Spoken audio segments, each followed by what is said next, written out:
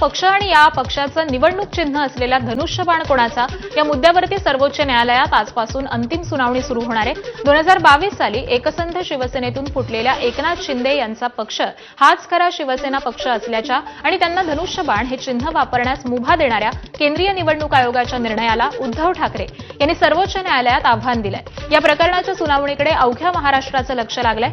गेल्या 3 वर्षांपासून प्रलंबित असलेलं हे प्रकरण स्थानिक स्वराज्य संस्थांच्या आगामी निवडणुकांआधी निकाली लागणार का याविषयी महाराष्ट्रातल्या जनतेच्या मनात उत्सुकता निर्माण झाली आहे। त्या अनुषंगाने दाखल करण्यात आलेल्या अंतरिम अर्जासोबत मूळ याचिकेवरती आजपासून अंतिम सुनावणी होणार आहे। खंडपीठ दोन्ही बाजूकडील अंतिम युक्तिवाद ऐकून घेणार आहे। आवश्यकतेनुसार सलग सुनावणी घेतली जाणार आहे आणि त्यामुळे या सुनावणीकडे सगळ्यांच्याच नजरा लागल्या आहेत।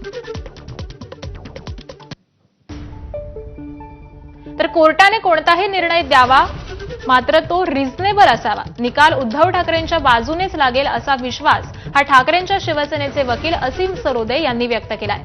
दरम्यान असीम सरोदे हे आज कोर्टामध्ये बाजू आपली मांडणार नाहीयेत। आपल्या सोबत उद्धव ठाकरेंचे वकील ॲडव्होकेट असीम सरोदे आहेत।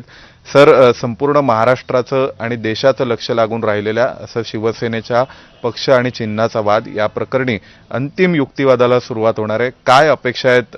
आता तरी निकाल येईल का? खरं तर आतापर्यंत निकाल लागायला पाहिजे होता, परंतु विविध कारणांमुळे तारीख पे तारीख असं सुरू आहे।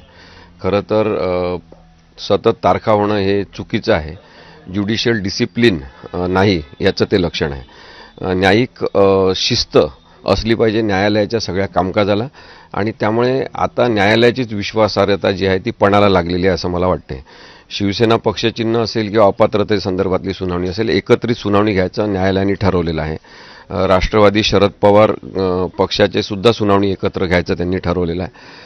तर सगळीकडून युक्तिवाद हा बरेचदा करण्यात आलेला आहे, लेखी युक्तिवाद सुद्धा सादर करण्यात आलेला आहे। तरीसुद्धा जो राहिलेला युक्तिवाद असेल किंवा आपण म्हणतो कन्क्लुडिंग युक्तिवाद तो करायचा असेल त्यासाठी कोर्टाने वारंवार तारखा दिलेल्या आहेत।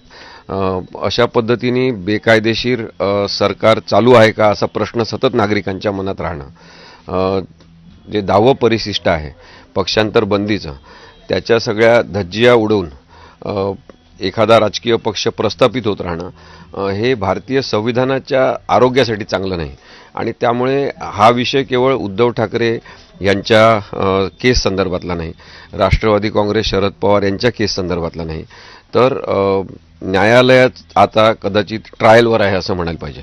म्हणजे कोर्ट इज ऑन ट्रायल असं म्हणायला पाहिजे। कोर्टामध्ये ट्रायल सुरू नाही, कोर्टाचीच आता ट्रायल आहे की ते किती लवकर या संदर्भातला निर्णय देतात।